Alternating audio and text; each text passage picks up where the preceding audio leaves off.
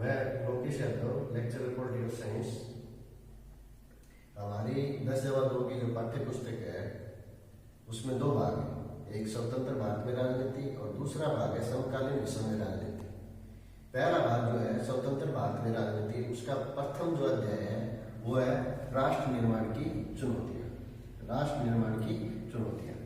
आज हम इस अध्याय का के कुछ टॉपिक्स हैं उनके ऊपर डिस्कस करेंगे। पहला है जैसे राष्ट्र का अर्थ, राष्ट्र की परिभाषा आदि। तो सेकेंड वर्ल्ड वार जब हुआ, सेकेंड वर्ल्ड वार के बाद यानी कि द्वितीय विश्व युद्ध के पश्चात एशिया, अफ्रीका और दक्षिणी अमेरिका के देशों के अंदर राजनीतिक जागरूकता आनी शुरू हुई और राजनीतिक जागरूकता के साथ ही उन महाद्वीप के राष्ट्रों ने स्वतंत्रता प्राप्त करनी शुरू की। स्वतंत्रता प्राप्त करने की खुशी तो थी, लेकिन उनके सामने बहुत सी समस्याएं भी थी, क्योंकि वो साम्राज्यवादी और उपनिवेशवादी ताकतों के अधीन रहे थे, जिसके कारण वे सामाजिक क्षेत्र में, आर्थिक क्षेत्र में, सांस्कृतिक क्षेत्र में, हर क्षेत्र में पिछड़ गए थे, अविकसित राष्ट्र थे। और लगभग भारत की जो स्थिति थी वो भी लगभग ऐसी ही थी। भारत 15 अगस्त 1947 को आजाद हुआ। आजाद होने के साथ ही उसको भी अनेक सी समस्याएं और चुनौतियों का सामना करना पड़ा, क्योंकि 15 अगस्त 1947 को जब भारत आजाद हुआ उसी दौरान, उसी समय धर्म के आधार पर अंग्रेजों ने भारत को 2 भागों में बांट दिया, पाकिस्तान और हिंदुस्तान। तो भारत के सामने जो चुनौती थी वो लोकतंत्र स्थापित करने की चुनौती थी, राष्ट्र की एकता और अखंडता बनाए रखने की चुनौती थी और समतामूलक समाज का निर्माण करने की चुनौती थी, समग्र राष्ट्र का संतुलित विकास करने की चुनौती थी। इन दूसरी जो भारत के विभाजन के पश्चात जो विस्थापित होकर के आए थे उनके पुनर्वास की समस्या थी। इन सब चुनौतियों और समस्याओं का अध्ययन करने से पूर्व, जैसा कि हमारे पाठ का नाम है राष्ट्र निर्माण की चुनौतियां, तो उसके लिए हमें राष्ट्र का अर्थ व परिभाषाएं जान लेना आवश्यक है। तो पहले हम ये देखेंगे कि राष्ट्र का अर्थ क्या है। तो राष्ट्र जो शब्द है इसको परिभाषित करने के लिए, इसका अर्थ बताने के लिए विद्वानों के अलग अलग दृष्टिकोण रहे और सामान्यतः 3 दृष्टिकोणों के आधार पर राष्ट्र को परिभाषित करने का प्रयास किया विद्वानों ने। पहला है वंश के आधार पर। वंश के आधार पर जो विद्वान राष्ट्र को परिभाषित करते हैं उनका मानना है कि राष्ट्र जो शब्द है उसकी उत्पत्ति लैटिन भाषा के नेशियो शब्द से हुई। राष्ट्र जो शब्द है उसकी उत्पत्ति लैटिन भाषा के नेशियो शब्द से हुई। नेशियो शब्द से नेशियो शब्द हुई, जिसका अर्थ है जन्म अथवा जाति। जन्म अथवा जाति। तो राष्ट्र वंश के आधार पे जो मानते हैं उनका मानना है कि सामान्य बोलचाल की भाषा में राष्ट्र शब्द के लिए जन्म, जाति या वंश का प्रयोग किया जाता है। और इसके आधार पर मानने वालों में मुख्य जो विद्वान है उसमें लिकार और फ्रोडियर। लिकार का मानना है कि राष्ट्र से अभिप्राय एक जाति अथवा वंश वाला संगठन है, एक जाति अथवा वंश वाला संगठन है। फ्रोडियर का मानना है कि समान नस्ल, भाषा, आदतों, धर्म जैसे तत्वों से राष्ट्र का निर्माण होता है। समान भाषा, नस्ल, धर्म आदि तत्वों से राष्ट्र का निर्माण होता है। ये प्रोफेसर फ्रोडियर का मानना है। दूसरा जो दृष्टिकोण है वो है राजनीतिकता के आधार पर। राजनीतिकता के आधार पर जो विद्वान राष्ट्र को परिभाषित करते हैं उनका मानना है कि राज्यतंत्र जो है वो राष्ट्र का प्राण है। राज्यतंत्र जो है वो राष्ट्र का प्राण है। और इसके प्रमुख जो विद्वान है प्रोफेसर रोज, वो ये कहते हैं कि राजनीतिक रूप से संगठित लोगों का जो समूह है वो राष्ट्र है। राजनीतिक रूप से संगठित लोगों का जो समूह है वो क्या है? राष्ट्र है। तीसरा जो दृष्टिकोण है वो है भावात्मक एकता के आधार पर। जो विद्वान भावात्मक एकता के आधार पर राष्ट्र को परिभाषित करते हैं उनका ये मानना है कि समान जाति, धर्म या वंश के आधार पर नहीं बल्कि भावात्मक एकता के आधार पर राष्ट्र का निर्माण होता है। और इसके जो प्रमुख विद्वान है प्रोफेसर होजर, वो क्या कहते, किस रूप में परिभाषित करते हैं? वो ये कहते हैं कि राष्ट्र का निर्माण भाषा अथवा जाति के आधार पर नहीं बल्कि लोगों के इकट्ठे रहने की भावना के आधार पर हुआ है। प्रोफेसर होजर का क्या मानना है कि राष्ट्र का निर्माण समान जाति, धर्म या वंश के आधार पर नहीं बल्कि लोगों में इकट्ठे रहने की भावना के आधार पर राष्ट्र का निर्माण हुआ है। ये भावात्मक एकता वालों का मानना है। इन तीनों दृष्टिकोणों का अध्ययन करने के पश्चात हम ये मानते चलते हैं कि जो राष्ट्र जो शब्द है वो एक ऐसा मानव समूह है। राष्ट्र जो है वो एक ऐसा मानव समूह है जिसकी अपनी एक निश्चित भूमि है, जिसमें समान जाति, धर्म, वंश, समान संस्कृति, समान साहित्य आदि को मानने वाले जो है, यही साथ में उनमें भावात्मक एकता भी है। भावात्मक एकता के साथ साथ एक समान राजनीतिक महत्वाकांक्षा है जो उनको राजनीतिक रूप से संगठित बनाए रखती है। ये सारे तत्व मिलकर के राष्ट्र का निर्माण करते हैं, यानी कि एक निश्चित भूमि हो जिसमें समान वंश, जाति, धर्म, संस्कृति और सभ्यता के मानने वाले लोग हो, भावात्मक रूप से जुड़े हुए हो, साथ में एक समान राजनीतिक महत्वाकांक्षा हो। ये सारे तत्व मिलकर के राष्ट्र का निर्माण करते हैं। ये तो हो गया राष्ट्र का अर्थ व परिभाषा।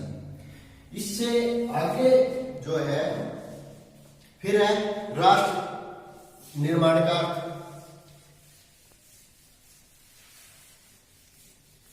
फिर है राष्ट्र निर्माण का क्या अर्थ है?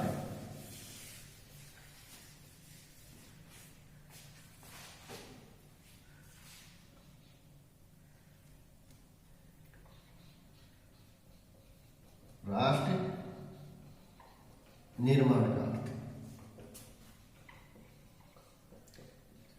राष्ट्र निर्माण का अर्थ है राष्ट्र का निर्माण। राष्ट्र निर्माण का अर्थ है राष्ट्र का निर्माण।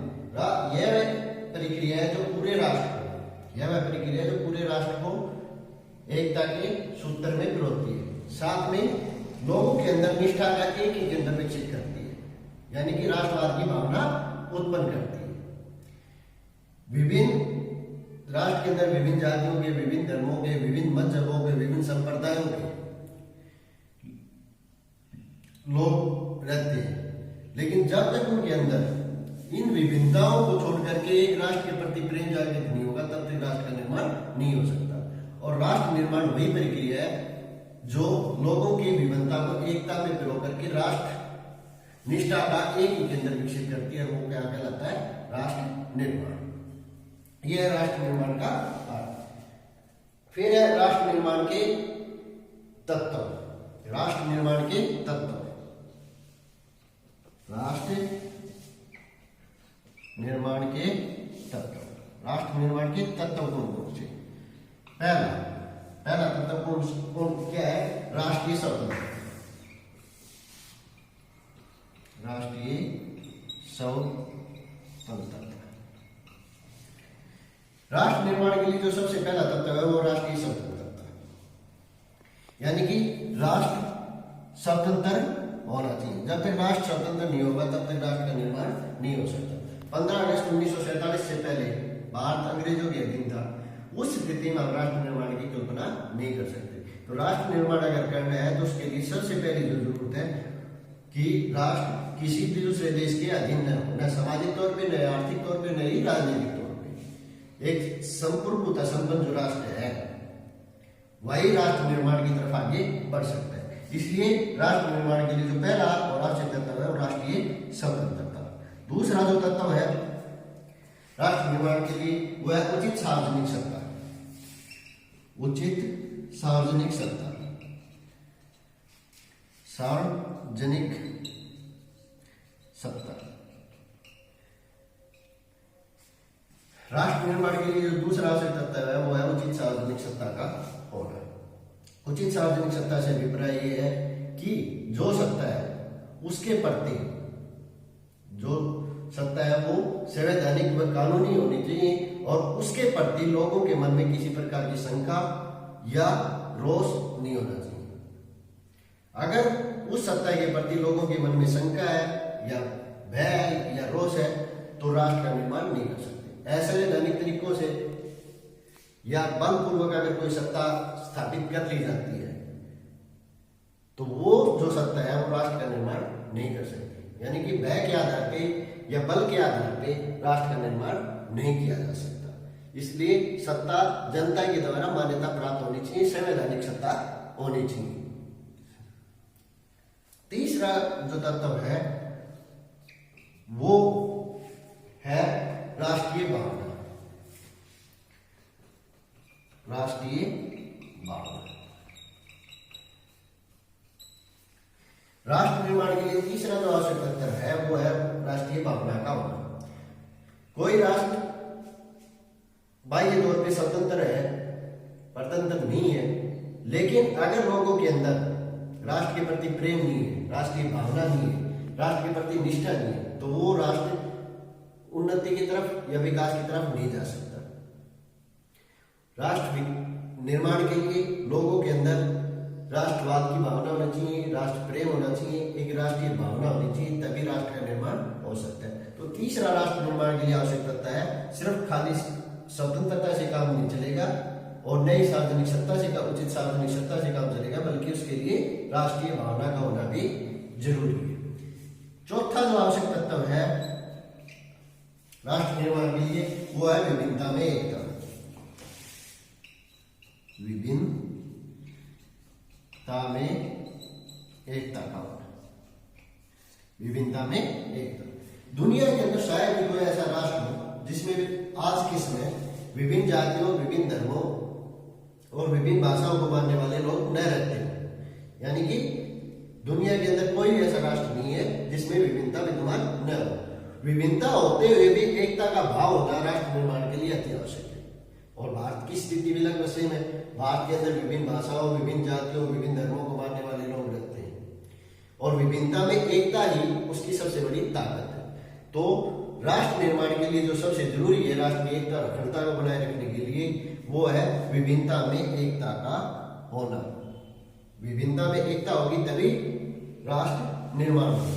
इस प्रकार से राष्ट्र निर्माण की चार मुख्य तत्व है राष्ट्रीय स्वतंत्रता, उचित सार्वजनिक सत्ता और तीसरी है राष्ट्रीय भावना और चौथी है विभिन्नता में एकता का भाव।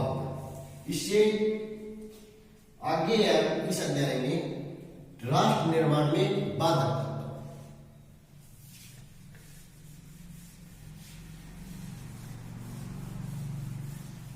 यहां तक आगे सब में राष्ट्र निर्माण का अर्थ, परिभाषाएं और राष्ट्र निर्माण के तत्व। अब है राष्ट्र निर्माण में बाधक। राष्ट्र निर्माण में बाधक तत्व कौन कौन से हैं? राष्ट्र निर्माण में बाधक तत्व।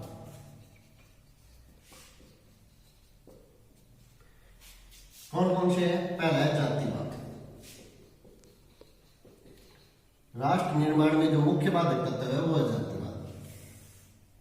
भारत में राजनीतिक जो दल है उनका गठन जाति के आधार पर होता है। चुनाव के दौरान राजनीतिक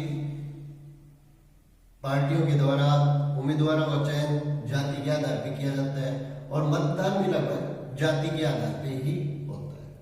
जब ये सारी स्थितियां राष्ट्र को छोड़ के जाति को वरीयता दी जाती है तो उस स्थिति में जब मतदान राजनीतिक जाति के आधार पर होता है, जातिवाद के आधार पर होता है, तो उस स्थिति में हम ये उम्मीद नहीं कर सकते कि योग्य लोग चुन करके विधायिका के अंदर जाएंगे। और जब तक विधायिका के अंदर योग्य व्यक्ति नहीं जाएंगे तब तक हम राष्ट्र निर्माण की कल्पना नहीं कर सकते, क्योंकि मुख्य जो राष्ट्र के लिए नीतियां और कार्यक्रम बनाने का जो कार्य है वो विधायिका के अंदर है और विधायिका के अंदर काबिल और योग्य लोगों का होना राष्ट्र निर्माण के लिए जरूरी है। तो मुख्य जो बाधक तत्व है वो है जातिवाद। दूसरा जो बाधक तत्व है वो है भाषावाद।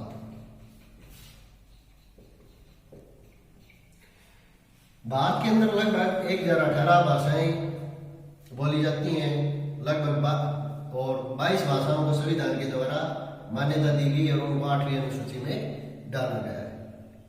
तो मुख्य जो समस्या है और भाषा के आधार पर बहुत बार विवाद भी देखने को मिला है 1963 में जब राजभाषा अधिनियम पारित किया गया, 1963 में राजभाषा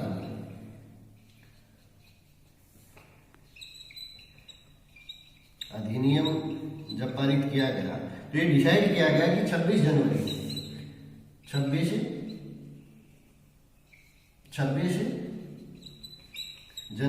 1950 से जो सरकारी 26 जनवरी 1965 सॉरी 1950 नहीं 1965 से सरकारी कामकाज की भाषा जो है वो हिंदी भाषा होगी। इसके विरोध में दक्षिण के राज्यों ने विरोध आरंभ कर दिया और हिंसात्मक घटनाएं घटित हुई और ऐसी स्थिति में सरकार को अपना निर्णय वापस लेना पड़ा और प्रधानमंत्री पंडित जवाहरलाल नेहरू को गैर हिंदी भाषी जो राज्य हैं उनको यह आश्वासन देना पड़ा कि हिंदी जो है उनके ऊपर थोपी नहीं जाएगी। उसके बाद 1967 में त्रिभाषा फार्मूला भाषाई समिति ने त्रिभाषा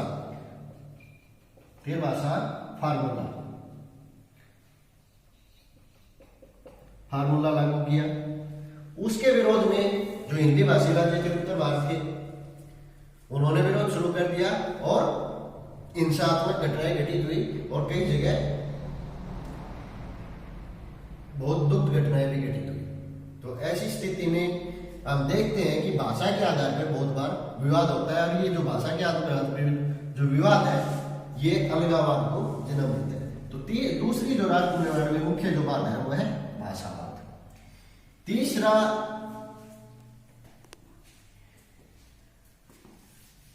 जो तत्व है जो कि राष्ट्र निर्माण में बात है वो है क्षेत्रवाद।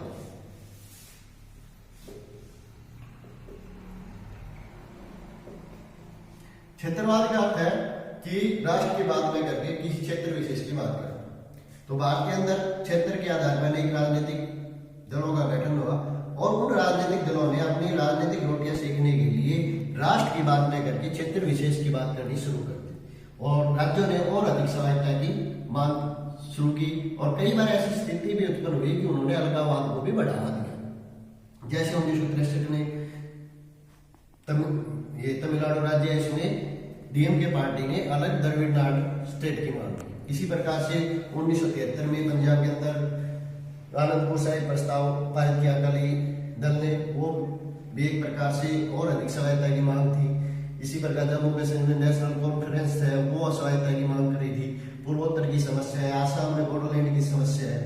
ठीक है, ये सारी जो चीजें हैं ये भी राष्ट्र निर्माण में बाधा उत्पन्न करती है, क्योंकि जब तक राष्ट्र की बात नहीं होगी तब तक राष्ट्र का निर्माण नहीं हो सकता। क्षेत्र विशेष की बात होगी तो राष्ट्र निर्माण की हम बात नहीं सोच सकते। चौथा जो बाधक तत्व है वो है सांप्रदायिकता।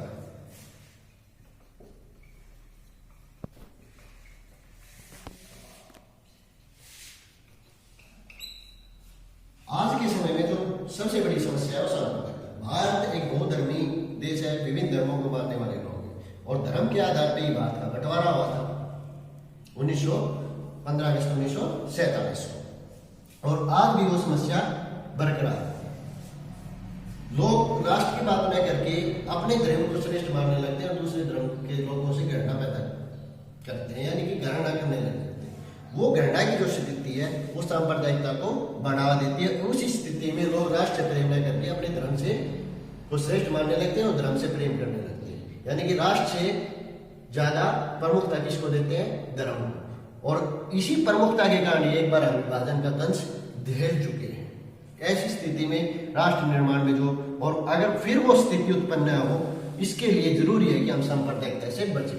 तो राष्ट्र निर्माण में जो मुख्य बाधक तत्व है वो है सांप्रदायिकता। अगला जो बाधक तत्व है वो है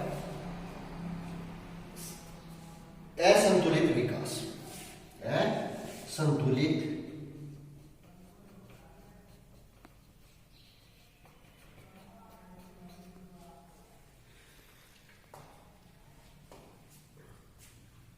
असंतुलित विकास से अभिप्राय यह है कि सभी क्षेत्रों का एक समान विकास न होना। आज भी हम देखते हैं कि भारत में बहुत से ऐसे क्षेत्र हैं जो आर्थिक तौर पे सामाजिक तौर पे बहुत पिछड़े हुए हैं और उनके अंदर जो विकसित जो क्षेत्र है उनके प्रति घृणा का भाव पैदा होता है, और ये स्थिति उनमें कहीं न कहीं अलगाव की स्थिति उत्पन्न करती है।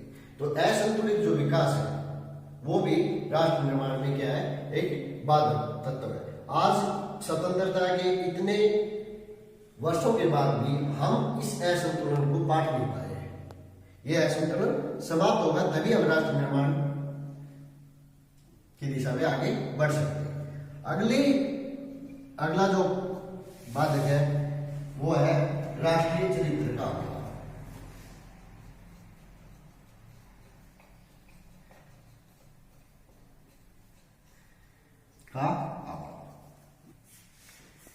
राष्ट्र निर्माण में और जो बाधक तत्व है वो है राष्ट्रीय चरित्र का अभाव। वर्तमान में कोई भी ऐसा राष्ट्रीय चरित्र नहीं है जो कि राष्ट्र को एकता के सूत्र में पिरो सके। सब कोई क्षेत्र की बात करता है, कोई भाषा की बात करता है, कोई धर्म की बात करता है। राष्ट्र की बात करने वाले लोग बहुत कम है। जब तक राष्ट्र की बात नहीं होगी, राष्ट्रीय चरित्र का निर्माण नहीं होगा, तब तक राष्ट्रीय निर्माण नहीं हो सकता।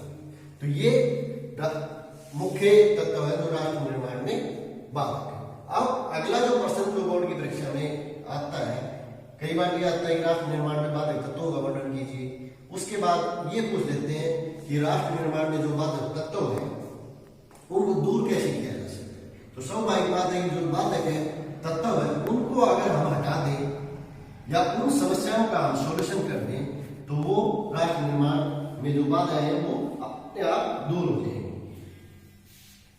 तो जैसे जातिवाद है तो समाप्त कैसे करेंगे, जातिवाद को समाप्त करके,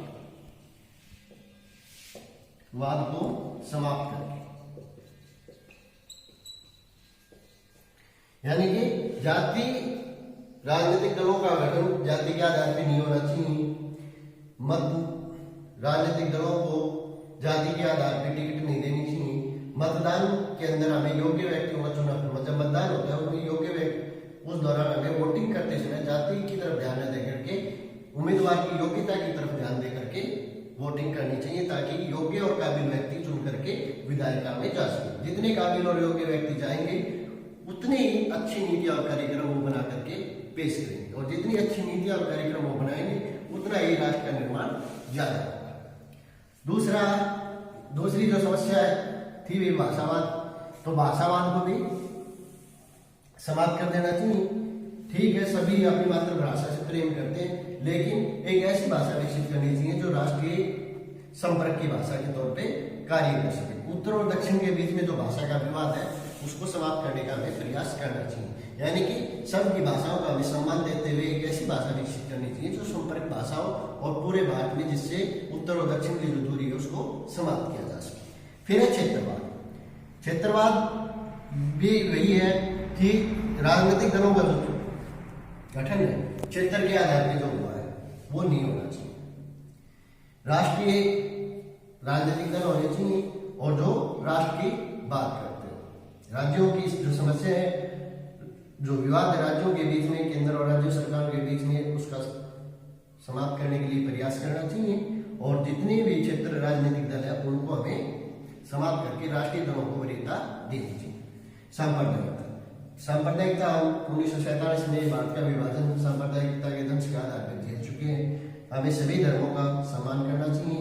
अपने धर्म की बजाय हमें राष्ट्र को ज्यादा महत्व देना चाहिए, तभी हम इसको दूर कर सकते हैं।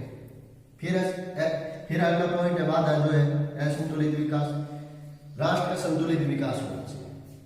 जो क्षेत्र पिछड़े हुए हैं उनको विशेष सहायता देकर के, विशेष पैकेज देकर के हमें विकास की धारा में समान लाना चाहिए, जिससे कि उनके अंदर ईर्ष्या, द्वेष या पिछड़ेपन का भाव उत्पन्न न हो। तीसरा है अगला है राष्ट्रीय चरित्र का अभाव। हमें एक राष्ट्रीय जो चरित्र का निर्माण करना चाहिए। हमारे जितने भी राष्ट्रीय प्रतीक है, राष्ट्रगान है, राष्ट्रगीत है, ठीक है, उन सब का सम्मान करना चाहिए। सिद्धांतों पर आधारित राजनीति एक जो पॉइंट है वो है सिद्धांतों पर आधारित राजनीति। सिद्धांतों पर आधारित राजनीति।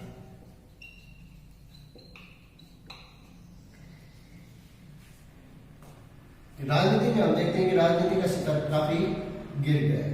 राजनीतिक जो दल है वो स्वार्थ की राजनीति करते हैं, सत्ता की राजनीति करते हैं, सत्ता सिद्धांत और मूल्यों को उन्होंने तिलांजलि दे दी। तो राजनीतिक दलों को ये चाहिए कि जो राजनीति है वो सिद्धांतों के आधार पर होनी चाहिए, न कि निजी स्वार्थ के आधार पर। सिद्धांतों के आधार पर जो राजनीति होगी वही राष्ट्र का निर्माण कर सकती है। तो यहाँ तक मैं उम्मीद करता हूँ आपको ये जो टॉपिक था हमारा राष्ट्र का अर्थ, राष्ट्र की परिभाषाएं, राष्ट्र निर्माण का, राष्ट्र निर्माण के तत्व, राष्ट्र निर्माण में बाधक तत्व और उन बाधक राष्ट्र निर्माण में जो बाधा है उनको दूर करने के लिए उपाय यहाँ तक अच्छे से समझ में आ गया होगा। धन्यवाद। अगले वीडियो में हम इससे आगे जो टॉपिक है उसके ऊपर डिस्कस करेंगे। धन्यवाद।